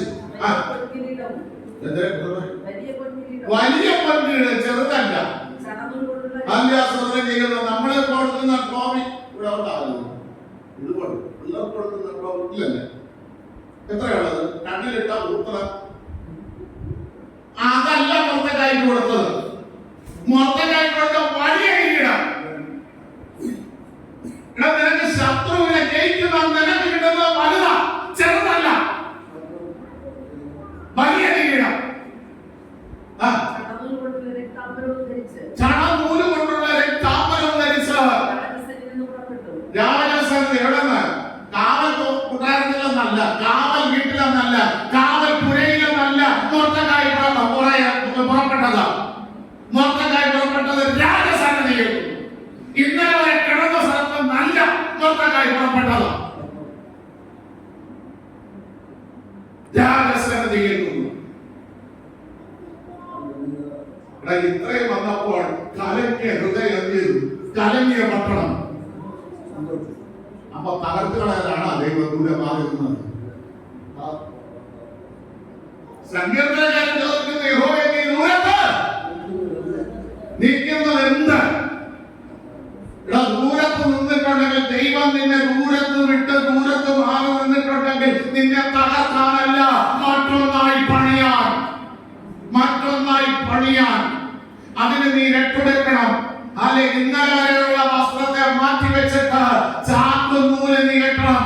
അല്ലെ പൂഴിയിൽ ഇന്നലെ വരെ കിടന്ന മെത്ത ഉപേക്ഷിച്ചിട്ട് പൂഴി മണ്ണിലേക്ക് ഇറങ്ങി വരണം. മനസ്സിലായി? പൂഴി മണ്ണിലേക്ക് ഇറങ്ങി വന്ന മൊത്തക്കാർ പൂഴി മണ്ണിലേക്ക് വന്നു. അവസ്ഥ മാറാൻ. ഞാൻ കിടക്കുന്നതല്ലേ കിടക്കൂ, ഞാൻ ഇരിക്കുന്നതല്ലേ ഇരിക്കൂ, ഞാൻ കുടിക്കുന്നതല്ലേ കുടിക്കൂ, എനിക്കത് പറ്റൂല എന്ന് മൊത്തക്കാർ പറഞ്ഞില്ല. അവനിറങ്ങി താഴെ ഇറങ്ങിയവനെ ഉയർത്തുന്നത് എന്റെ ദൈവം. 12 കുട്ടമുണ്ട് വന്നിട്ട് 5 അപ്പത്തെ മുറുക്കാൻ തുടങ്ങിയപ്പോൾ അതിന്റെ പാലിന് കഴിച്ച് ഈ 12 കുട്ടയിൽ 5 അപ്പത്തെ മുറുക്കിയിട്ടാൽ ഇവിടെ കുട്ട പോലെ കാണാൻ കഴിയില്ല. കുട്ടയ്ക്കകത്ത് വീഴുന്ന അപ്പത്തെ കാണാൻ കഴിയില്ല എന്ന് അവിടെ നിന്ന് സകലനും ചിന്തിച്ചെങ്കിൽ അപ്പത്തെ മുറുക്കിയത് ചെറുതാക്കാനല്ല, അത് വർദ്ധിപ്പിക്കാൻ. നിന്റെ ഹൃദയത്തെ ദൈവം മുറുക്കിയത് തകർത്തുകളയാനല്ല, ആ വേദനയെ നിന്നെ വർദ്ധിപ്പിക്കാൻ.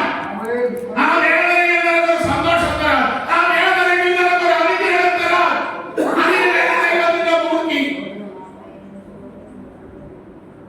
എന്നെ മുറുക്കരുത് എന്ന് പറഞ്ഞ അപ്പം മാറിയെങ്കിൽ ഒരിക്കലും 12 കുട്ട നിറയില്ല. അറിയോ? എന്നെ മുറുക്കിയെങ്കിൽ 2024 നിന്ന് മുറുക്കിയെങ്കിൽ, അല്ല നിന്നെ വേദനിപ്പിച്ചെങ്കിൽ, നിന്നെ ചെറുതാക്കി മാറ്റിയെങ്കിൽ, അല്ല 2025 നിന്നെ വലുതാക്കുന്ന ദിവസമായിരിക്കും, നിന്നെ നിറയ്ക്കുന്ന ദിവസമായിരിക്കും, നിന്റെ വേദനകൾക്ക് ദൈവം മറുപടി തരുന്ന ദിവസമായിരിക്കും. അതിനുവേണ്ടി ഒന്ന് ഒരുങ്ങ, അതിനുവേണ്ടി ഒരുങ്ങ. നിന്നെ ഇല്ലായ്മയാക്കി കളയാനല്ല മുറുക്കിയത്, ആർക്കും കാണാൻ പറ്റാത്ത ഒരു കഷ്ടമായിട്ട് എടുത്ത് എറിയാനല്ല മുറുക്കിയത് കുട്ട നിറയ്ക്കാൻ. മുറുക്കിയത് കുട്ട നിറയ്ക്കാൻ. നിന്നെ വേദനിപ്പിച്ചത് ചെറുത് നിറയ്ക്കാൻ. നിന്നെ കണ്ണിനെ കുറിപ്പിച്ചത് ചില അനുഗ്രഹങ്ങൾക്കല്ല, ചില വേദനകൾ തന്നത് നിന്നെ നിത്യ സന്തോഷമാക്കി വെക്കാൻ. ഇതെന്തേ നമ്മൾ മനസ്സിലാക്കാതെ പോകുന്നു? പ്രാർത്ഥന ഇന്ന് ചെന്നിരുന്നത് ഇനി 2 ദിവസമേ ഉള്ളൂ. കർത്താവേ 2024 എന്നെ വിട്ടുപോകാൻ 2 ദിവസങ്ങൾ മാത്രം നിൽക്കുമ്പോൾ എന്നെ മുറുക്കിയത് ഒരു നിറവിന് കാരണമാകണം. ഞാൻ വേദനിച്ചത് എനിക്കൊരു സന്തോഷത്തിന് കാരണമാകണം. ഞാൻ തകർന്നത് എനിക്കൊരു ഉയർച്ചയ്ക്ക് കാരണമാകണം. 2024 ഞാൻ ഇറങ്ങിപ്പോയത് ഒരു കാവൽ പുരയിൽ നിന്നാണെങ്കിൽ 2025 ഞാൻ ഇറങ്ങിപ്പോകുന്നത് രാജകൊട്ടാരത്തിൽ നിന്നായിരിക്കണം.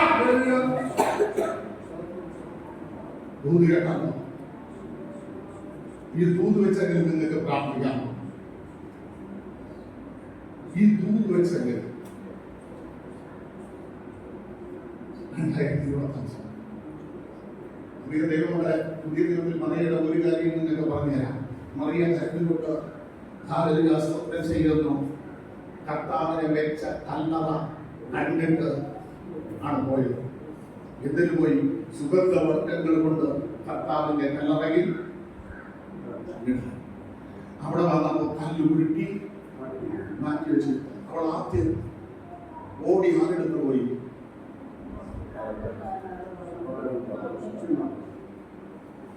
ഇതുവരെ അതുപോലും അതിനകത്ത വിശ്വാസികളായിരിക്കും. ആദ്യം അവൾ ഓടിയത് പത്രോസിന്റെ അടുത്ത്. പത്രോസ് സ്നേഹിച്ച ശിഷ്യന്റെ അടുത്തിൽ പറഞ്ഞു. എന്തുകൊണ്ട് പത്രോസിന്റെ അടുത്തിൽ പറഞ്ഞു?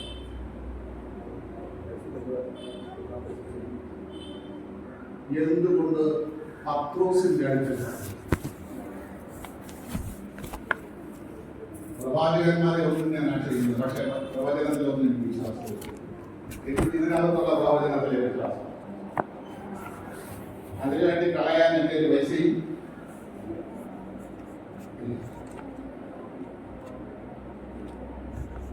പത്രോസ് വന്ന് പത്രോസ് ഓടി കല്ലറയുടെ മുമ്പിൽ വന്നിട്ട് പറഞ്ഞു, ഇവിടെ ആരുമില്ല, ഭൂമി മാത്രമാണ്. അത് കേട്ട് മറിയം മടങ്ങിയിരുന്നെങ്കിൽ കർത്താവിനെ കാണാൻ കഴിയുമല്ലോ.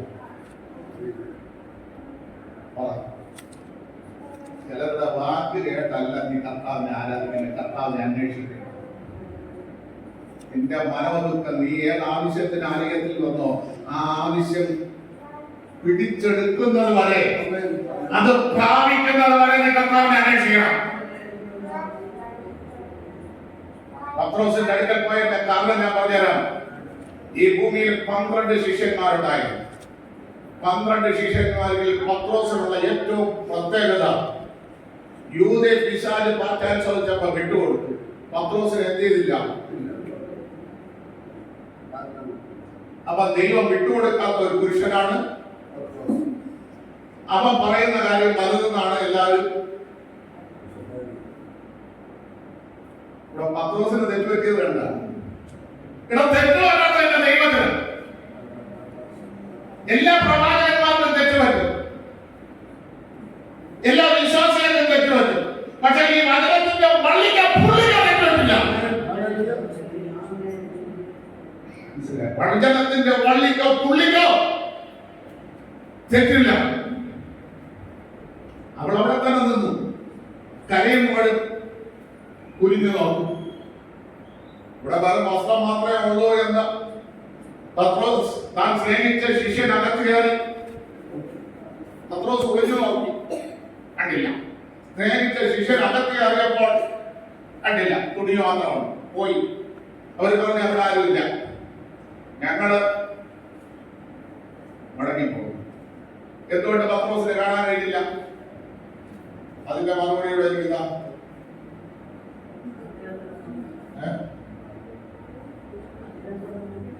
ആഗ്രഹത്തോടെ നോക്കിയില്ല.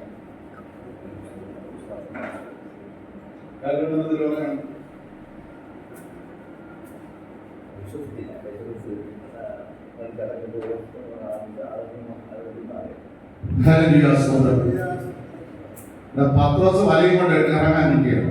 അവന്റെ ഹൃദയത്തിൽ മറ്റൊരാഗ്രഹം. പിന്നെ വന്ന് എവിടെ വന്നാൽ എന്തൊരു കാണും? നിന്റെ ഹൃദയം പടവ് എടുത്തുകൊണ്ട് വല്ലവും വലയും എടുത്തുകൊണ്ട് എവിടെ പോണം? ആ ഹൃദയമായിട്ട് നിൽക്കുന്നവന്റെ അടുത്താണ് ഓടിക്കാൻ അറിയാൻ പറഞ്ഞത്. എടാ, നിന്റെ ഹൃദയം അവിടെ, നിന്റെ വായുടെ.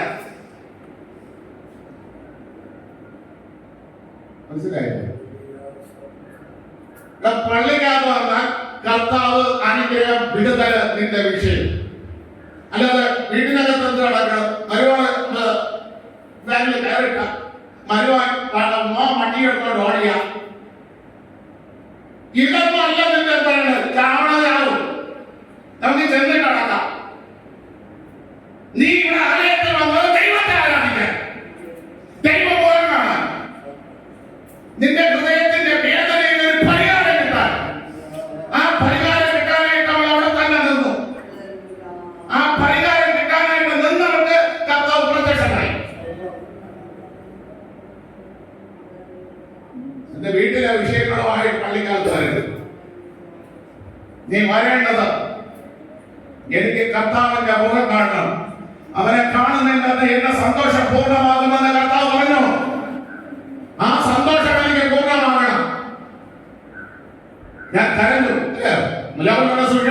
പറയുന്നു, അവൻ നിങ്ങളോട് പറയുന്നു, നിങ്ങൾ ഇന്ന് കരഞ്ഞ് നിലവിളിക്കും, അവരോ സന്തോഷിക്കും. നിങ്ങളുടെ ദുഃഖം സന്തോഷമായി മാറും. അത് നിങ്ങൾ എന്നെ കാണുമ്പോൾ ആ കർത്താവിനെ കാണാനാണ് നിന്റെ അവിടുത്തെ വിഷയം വിട്ട നിന്റെ ഹൃദയം ഇവിടെ ഉറപ്പില്ല. പത്രോസിനെ തിരഞ്ഞെടുത്തത് ശരിയാ, സഭ പണിയാൻ തിരഞ്ഞെടുത്തത് ശരിയാ, ഹല്ലേലൂയ സ്തോത്രം ചെയ്യുന്ന ആത്മാക്കളെ നേടാൻ തിരഞ്ഞെടുത്തത് ശരിയാ, ഭൂതശാന്തി കൊടുത്തത് ശരിയാ, രോഗശാന്തി കൊടുത്തത് ശരിയാ. പക്ഷെ നിന്റെ ഹൃദയം അങ്ങാനാ. എനിക്ക് നിന്നെ കൊണ്ട് ഒന്നും ചെയ്യാൻ, നിന്റെ ഹൃദയം ഉറപ്പിക്കേണ്ടത് ഉറപ്പിക്കണം. അല്ല എനിക്ക് വിളിയും തെരഞ്ഞെടുപ്പും ഉണ്ടെന്ന് പറഞ്ഞിട്ട് കാര്യമില്ല. നിന്റെ ഹൃദയം ഉറപ്പിക്കേണ്ടടുത്ത് നീ ഉറപ്പിക്കണം. ഉറപ്പിക്കേണ്ടടുത്ത് ഉറപ്പിച്ചപ്പോൾ അവന്റെ ഒറ്റ പ്രസംഗത്തിൽ 3000 പേര്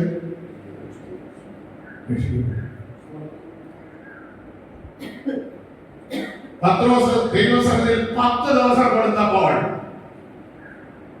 വാഗ്ദത്തം നിറവേറി. ആണോ?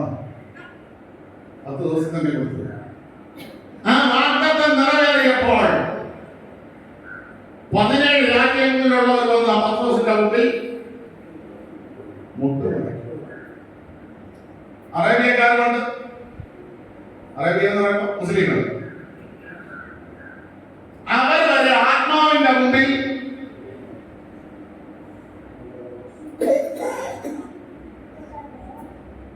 ഉറപ്പിച്ചിട്ട് വാ, നിന്റെ വാഗ്ദത്തം നിറവേറിയിലേക്ക് പറ, ഉറപ്പിച്ചിട്ട് വാ.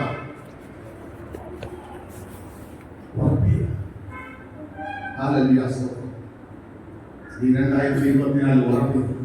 ഹൃദയത്തെ കുറ്റി അടിച്ച് ദൈവസന്നിധി ഉറപ്പിക്കുക. എന്റെ ദൈവം പറഞ്ഞത് ഞാൻ കേൾക്കും, എന്റെ ദൈവം പറഞ്ഞാൽ ഞാൻ കരയും, എന്റെ ദൈവം പറഞ്ഞാൽ ഞാൻ ചിരിക്കും, എന്റെ ദൈവം പറഞ്ഞാൽ എന്റെ ഹൃദയം സന്തോഷിക്കും, എന്റെ ദൈവം പറഞ്ഞാൽ എന്റെ ഹൃദയം ദുഃഖിക്കാനാണ് പറഞ്ഞാൽ ഞാൻ ദുഃഖിക്കാം.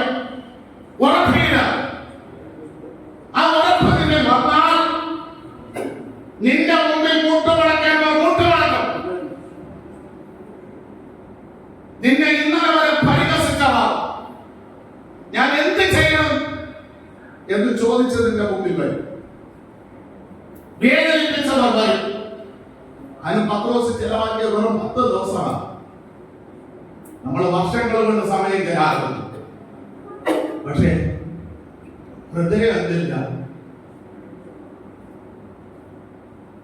ഒരുറപ്പുമില്ല. അമ്മയപ്പന്റെ ഹൃദയം ദൈവസത്തിൽ ഉറപ്പും. മക്കൾ എന്ന് പറയാൻ അങ്ങനെയെല്ലാം ഇങ്ങനെയാണ്. അന്ന മക്കളെ എന്ന് അതുപോലെ മക്കൾ പോയ വിചാരിയാന്നുള്ള അറിയാം. ആ വീട്ടിലുള്ള മറ്റുള്ളവരുടെ വേദന മക്കൾ മനസ്സിലാക്കും. ഉറക്കണം, ഹൃദയം ഉറക്കണം. എന്റെ ദൈവം നമ്മളെ ദൂരത്തല്ല നിർത്തിയിരിക്കുന്നു, അടുത്ത് അടുത്ത്. ശിഷ്യന്മാരുടെ ദൂരത്തൂടെ പോയതാരാണെന്ന് അറിയാമോ?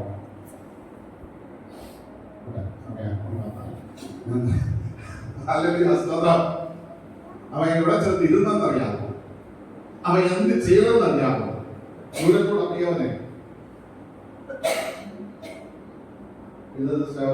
ആരെങ്കിലും ചോദിച്ചാൽ പറഞ്ഞു കൊടുക്കാം. നിങ്ങൾ ചിലപ്പോൾ പലതും സംശയം ചോദിക്കും.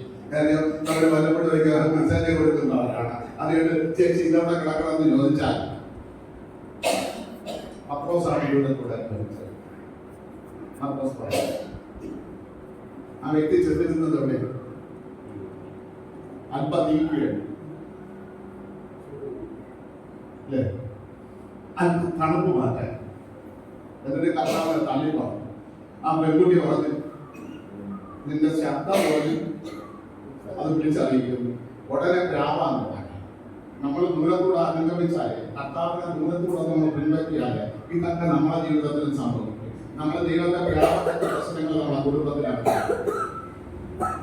അത്രയും കാലം ഇറങ്ങി നടന്നിട്ട് പറഞ്ഞേ ഇവിടെ 8 മണിക്ക് ആരാധന 7:30 അടുത്തു വാ. ദൈവത്തിന്റെ അടുത്ത് വന്നാൽ ദൈവത്തിന്റെ അടുക്കൽ അപ്പൊ പിശാച് അപ്പോഴും വിട്ടുപോകും. 8 മണിയെന്ന് പറഞ്ഞാൽ 8:30 കേട്ടത്, 8:05 നേരത്തെ 7:30 വന്നിവിടെ നിന്ന് പ്രാർത്ഥിക്കാൻ തയ്യാറാണ്. എല്ലാവരും പോയി മറിയവയില്ല, എല്ലാവരും പിരിഞ്ഞതിന് ശേഷം പോകാൻ ആഗ്രഹിക്കണം. അല്ലാതെ തീർന്ന ഉടനെ നേരത്തെ കഴിച്ച്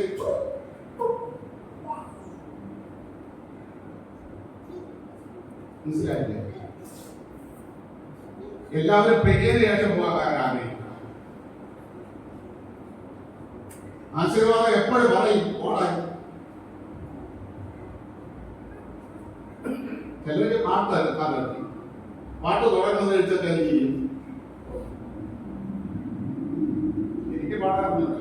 എങ്കിലും ഞാനിരുന്ന് പാടുന്ന എന്നെ പാടുമ്പോ ഞാൻ കരയുന്നത് അവിടെ അല്ലേ?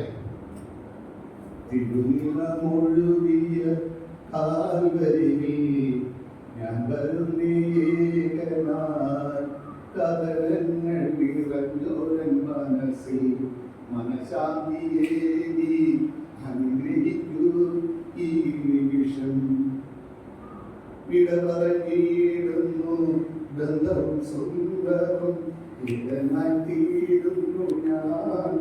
ഇടപറങ്ങിയിടുന്നു ബന്ധവും സുന്ദരവും ഇടനായി ഞാൻ. അരികിലായി നിൻ കരസ്പർശനം അറിയുന്നു ഞാൻ. അറിയുന്നു നിൻ കരസ്പർശനം അനുകരിച്ചിടും ഞാൻ. അന്യത്തോളവും നിന്നെ അനുകരിച്ചിടും ഞാൻ.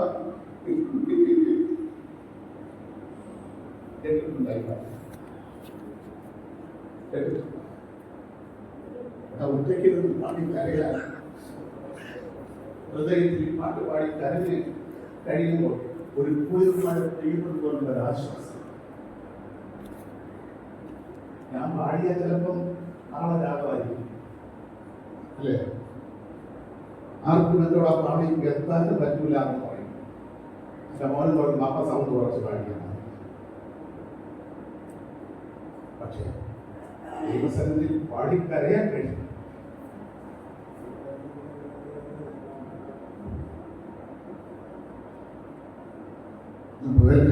ദൈവമക്കളെ, നമ്മൾ എങ്ങനെ പുറത്ത് ജീവിക്കുന്നല്ല, ഹൃദയത്തെ ദൈവത്തിന്റെ സന്നിധിയിൽ ഉറപ്പിച്ച് 2024 കടന്നു പോകുമ്പോൾ 25 അരികിൽ നിന്റെ കരസ്പർശനം എനിക്കുണ്ടാകണം.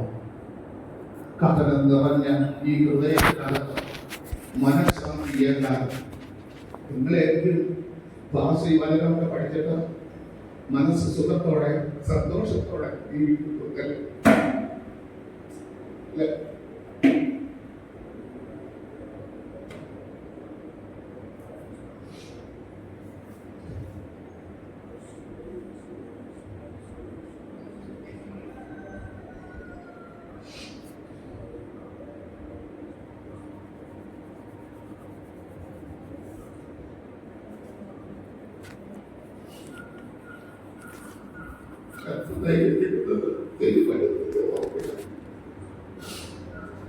ഇപ്പൊ മനസ്സിലാക്കുന്നത് ദൈവത്തിന് ശക്തമായി പ്രസംഗിക്കപ്പെടും. മറ്റുള്ളവരോട് ദൈവവചനത്തെ കുറിച്ച് പറഞ്ഞു കൊടുക്കപ്പെടും. ഹൃദയത്തിന് ആത്മശാന്തി കിട്ടുന്നത്. എല്ലാ സൗഭാഗ്യങ്ങളും ദൈവം തരുമ്പോൾ ഒരു ദുഃഖം വേണ്ടി വെക്കും. ആ ദുഃഖം ഹൃദയത്തിൽ സന്നിധിക്കണം. സങ്കടമില്ല, ഒരു വേദനയുമില്ല. തന്റെ ഇടത്തോടെ പലരും പറയുന്നു, ഈ തന്റെ ഇടമാണ് എന്റെ നിർത്തം, ഈ തന്റെ ഇടമാണ് തോന്നാറുള്ളത് എന്ന് എനിക്കറിയാം. എന്റെ ദൈവത്തിൽ അറിയാം, എന്റെ ദൈവത്തിനോടറിയാം.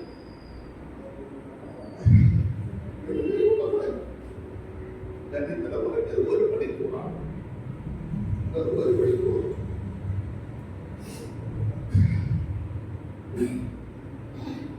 കിടന്നിപ്പോ നേരം കഴിഞ്ഞപ്പോ മരുന്ന് വിളിക്കപ്പെടുക തിരിച്ചു 4 മണി കഴിയും വന്നപ്പോ എച്ച്20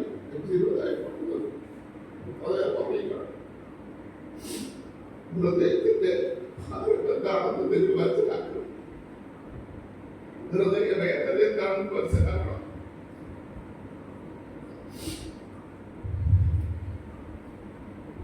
അല്പ സന്തോഷം, അല്പ ധൈര്യം, അല്പ ഉറപ്പ് കിട്ടുന്ന ദൈവവചനത്തിൽ നിന്നാണ്. അത് ഉറപ്പിലാണ് ജീവിച്ചു പോകുന്നത്. ആ ഉറപ്പുടക്കിയില്ലെങ്കിൽ ഇതിലൂടെ മണ്ണിൽ കഴിച്ചു പോകാതെ എന്റെ കർത്താവ് എന്നെ കൊണ്ടിട്ടില്ല. ഈ വേദന ചിലപ്പോൾ എന്റെ അടുക്കലുണ്ട്. എന്നെ നിർത്തുമ്പോൾ ഞാൻ മനസ്സിലാക്കുന്നു എന്നെ നിറയ്ക്കാൻ ആ വിശ്വാസം നിങ്ങളുടെ ഉണ്ടാകട്ടെ. ഞാൻ പലരുടെ കഠിന തുറന്ന നിങ്ങളെന്നെ കുറ്റം പറയുന്നില്ല, എന്റെ ദൈവത്തെയും കുറ്റം പറയുന്നില്ല. കാരണം എന്നെ കൊണ്ട് ഇതൊക്കെ എന്ത് ചെയ്യുന്നു, ചെയ്യിക്കുന്നു, പറയുന്നു. പകൽക്കാലം ഈ 2024 നിങ്ങൾ എവിടെയെങ്കിലും മുറുകിയിട്ടുണ്ടെങ്കിൽ, എവിടെയെങ്കിലും വേദനിച്ചിട്ടുണ്ടെങ്കിൽ, എവിടെയെങ്കിലും തകർന്നു പോയിട്ടുണ്ടെങ്കിൽ നീ പറ, കർത്താവെ 2025 എന്നെ നിറയ്ക്കണം, മുറുകിയെടുത്ത് തന്നെ സന്തോഷിപ്പിക്കണം, ഞാൻ കലങ്ങിയെടുത്ത് എനിക്ക് സന്തോഷം കിട്ടണം. ധൈര്യമായിട്ട് പ്രാർത്ഥിക്കുക. അത് നിവർത്തിക്കുന്ന ഒരു ദൈവം നമ്മളെ കൂടെ ഉണ്ട്. ആ ദൈവത്തിന്റെ മുമ്പിൽ മകൾക്കാലം ഏൽപ്പിച്ചുകൊള്ളാം. ഈ സന്ദർഭത്തിൽ ഞാൻ വിരമിക്കുന്നു. ദൈവം എല്ലാവരെയും അനുഗ്രഹിക്കുമാറാകട്ടെ. തുടർന്ന് നിങ്ങൾ